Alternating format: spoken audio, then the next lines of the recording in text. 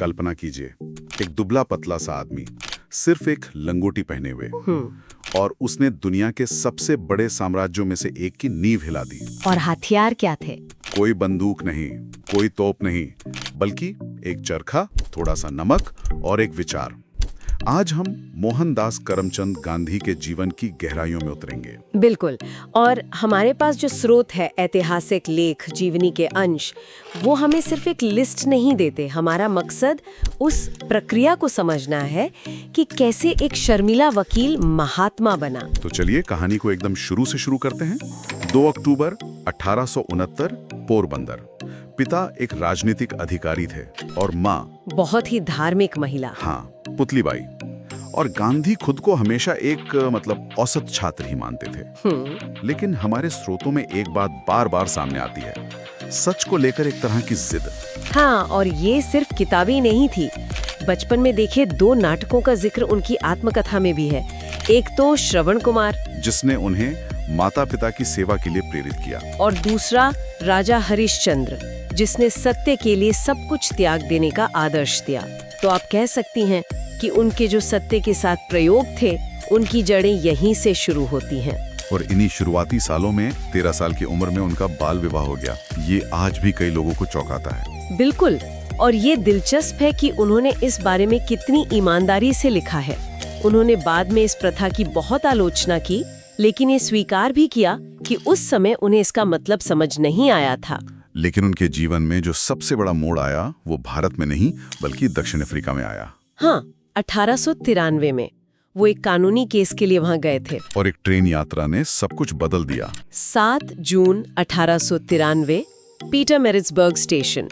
उन्हें पहली श्रेणी के डिब्बे से बाहर फेंक दिया गया, सिर्फ इसलिए क्योंकि वो एक भारतीय थे। हाँ, ये सिर्फ एक व्यक्तिगत अपमान नहीं था, ये उस पूरे अन्याय का प्रतीक था जिसका सामना वहां हर भारतीय कर रहा था। वो पूरी रात उस ठंडे वेटिंग रूम में यही सोचते रहे कि क्या करें, लड़ें या वापस चले जाएं। और उन्होंने लड़ने का फैसला किया। तो इसी घटना से सत्याग्रह का जन्म हुआ। जन्म नहीं कहेंगे, कह सकते हैं कि बीज पड़ा। ये एक रात में नहीं हुआ।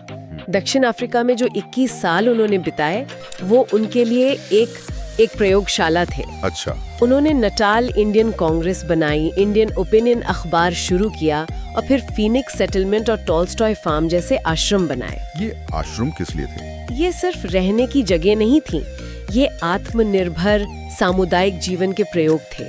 यहीं पर उन्होंने वो सारे सिद्धांत सीखे जो बाद में भारत के आंदोलन का आधार बने। मतलब भारत आने से पहले ही वो अपने सारे हथियार तेज कर चुके थे। बिल्कुल। जब वो 1915 में भारत लौटे तो वो सिर्फ एक वकील नहीं थे, वो एक अनुभवी रणनीतिकार थे जो एक साम्राज्य को चुनौती देने के लिए पूरी तरह तैयार थे। भारत लौटने पर उन्होंने दक्षिण अफ्रीका के इन अनुभवों को एक राष्ट्रीय आंदोलन का रूप दिया, और इसके लिए उन्होंने ऐसे प्रतीकों को चुना जो बहुत ही साधारण थे। बिल्कुल। पहला था खादी। एक कपड़ा एक आंदोलन कैसे बन गया? ये समझने के लिए हमें उस समय की अर्थव्यवस्था को देखना होगा। ये एक बहुत सोची समझी आर्थिक रणनीति थी। कैसे? देखिए, ब्रिटिश क्या करते थे, वे भारत से कच्चा कपास बहुत सस्ते में खरीदते थे, उसे मैनचेस्टर की मिलों में भेजते थे, और वहां से बना महंगा कपड़ा वापस भारत के बाजारों में बेचते थे। और इस वजह से यहाँ का जो अपना कपड़ा उद्योग था, वो तबाह हो गया था। लाखों बुनकर बेरोजगार हो गए थे। तो चरखा चलाना और खादी पहनना, ये ब्रिटिश खजाने पर एक सीधी चोट थी। एकदम सीधी चोट। ये आत्मनिर्भरता का नारा ही नहीं था, ये ब्रिटिश अर्थव्यवस्था को पहुंचाया गया एक वास्तविक नुकसान था।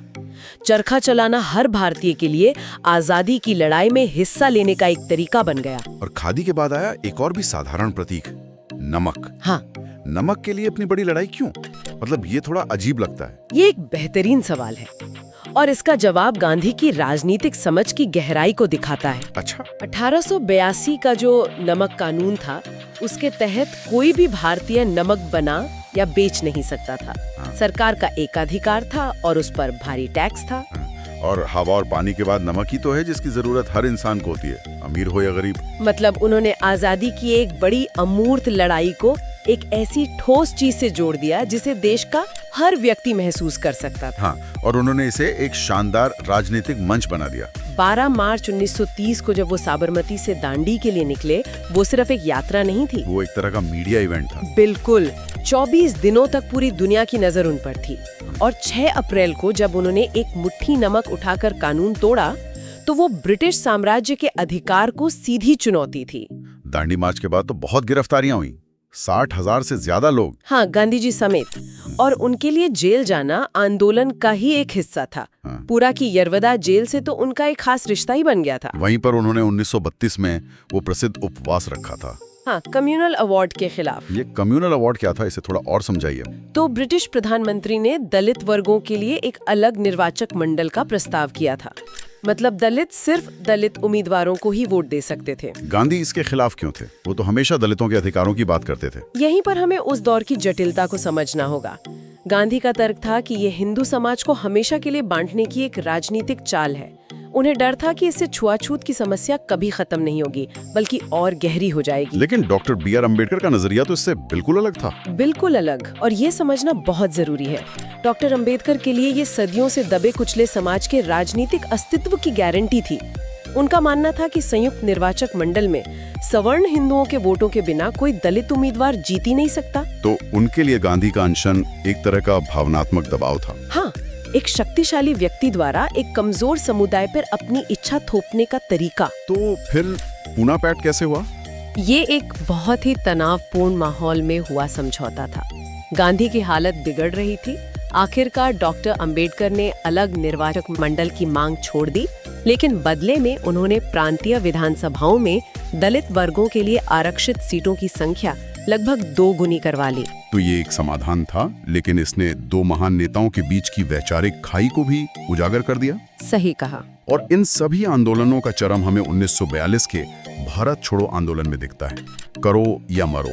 हाँ, क्रिप्स मिशन की विफलता के बाद गांधी को लगा कि अब पूर्ण स्वतंत्रता से कम कुछ भी मंजूर नहीं। लेकिन करो या मरो, क्या ये अहिंसा से भटकाव नहीं था?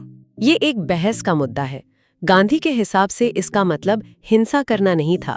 इसका मतलब था परिणाम की परवाह किए बिना पूरी ताकत से अहिंसक संघर्ष करना, या तो भारत को आजाद कराना या इस कोशिश में जान दे देना। लेकिन उनके गिरफ्तार होने के बाद आंदोलन कई जगहों पर हिंसक हो गया था। हाँ, वो हुआ, और इस आंदोलन ने ब्रिटिश हुकूमत की नींव पूरी तरह से हिला दी। अब ये साफ हो गया था कि भारत पर राज करना नामुमकिन है। ये तो उनके राजनीतिक जीवन की बातें हुई, लेकिन व्यक्ति गांधी के बारे में भी कुछ दिलचस्प बातें हैं, जैसे उनकी लिखावट या उनके भोजन के प्रयोग। हाँ, और ये छोटी छोटी बातें अलग नहीं हैं, वे उनके उसी सत्य के प्रयोग का हिस्सा थीं। जैसे उनका आहार, या फिर एक बकरी के साथ यात्रा करना ताकि उन्हें ताज़ा बकरी का दूध मिल सके। अच्छा। हाँ, क्योंकि उन्होंने गाय या भैंस के दूध का त्याग करने का प्रण लिया था। ये सब आत्मनियंत्रण को परखने का उनका तरीका था। इसी सिलसिले में एक शब्द आता है, दार्शनिक अराजकतावादी। इसका क्या मतलब है? इसका सीधा सा मतलब है कि गांधी एक ऐसे समाज की कल्पना करते थे जहां सरकार की जरूरत ही ना हो। सरकार की जरूरत ना हो। हाँ, उनका मानना था कि अगर हर व्यक्ति नैतिक रूप से इतना मजबूत और अनुशासित हो जाए, जिसे वो सच्चा स्वराज कहते थे, तो उसे नियंत्रित करने के लिए किसी बाहरी सत्ता की जरूरत ही नहीं पड़ेगी। लेकिन जिस व्यक्ति ने अपना पूरा जीवन अहिंसा का प्रचार किया, उसका अंत इतना हिंसक क्यों हुआ? ये भारतीय इतिहास की सबसे बड़ी त्रासदियों में से एक है। 30 जनवरी 1948 नाथुराम गॉडसे, एक हिंदू राष्ट्रवादी, ने उनकी हत्या कर दी। विभाजन की हिंसा के बीच। हाँ, और विडंबना देखिए, जिस व्यक्ति ने हिंदुओं और मुसलमानों के बीच एकता के लिए सबसे ज्यादा काम किया, उसे ही कुछ लोग इस विभाजन के लिए जिम्मेदार ठहराने लगे। उनकी विरासत भी बहुत जटिल है। एक तरफ विंस्टन चर्चिल जैसे लोग थे जो उनका मजाक उड़ाते थे, और दूसरी तरफ मार्टिन लूथर किंग जूनियर और नेल्सन मंडेला जैसे लोग थे जिन्होंने उन्हें अपनी प्रेरणा माना, और वो खुद भी इस जटिलता को समझते थे। उन्होंने तो यहाँ तक कहा था कि गांधीवाद जैसी कोई चीज नहीं है। वो नहीं चाहते थे कि लोग उनकी मूर्ति बनाकर पूजें। तो इन सब स्रोतों को देखने के बाद हम क्या कह सकते हैं? हम एक ऐसे व्यक्ति को देखते हैं जिसने चरखे और नमक जैसी साधारण चीजों को एक साम्राज्य के खिलाफ शक्तिशाली हथियारों में बदल दिया। मेरे ख्याल से उनकी सबसे बड़ी सीख शायद यही है कि उन्होंने कभी अंतिम जवाब मिलने का दावा नहीं किया। उनका पूरा जीवन ही एक खोज थी, एक प्रयोग। शायद यही असली रास्ता है, हमेशा सवाल पूछते रहना, प्रयोग करने से न डरना और खुद को बेहतर बनाने की लगातार कोशिश करते रहना। यहाँ एक अंतिम विचार है जो सोचने पर मजबूर करता है। एक स्रोत बताता है कि गांधी की राख वाला एक कलश अब कैलिफोर्निया के लॉस एंजल्स में एक मंदिर में है। एक व्यक्ति जिसने अपना पूरा जीवन भारत की आत्मनिर्भरता के लिए समर्पित कर दिया, उसके अवशेषों का दुनिया के दूसरे कोने में होना हमें उनके विचारों की वैश्विक यात्रा और आज की दुनिया में उनके संदेश के मायने के बारे में क्या बताता है?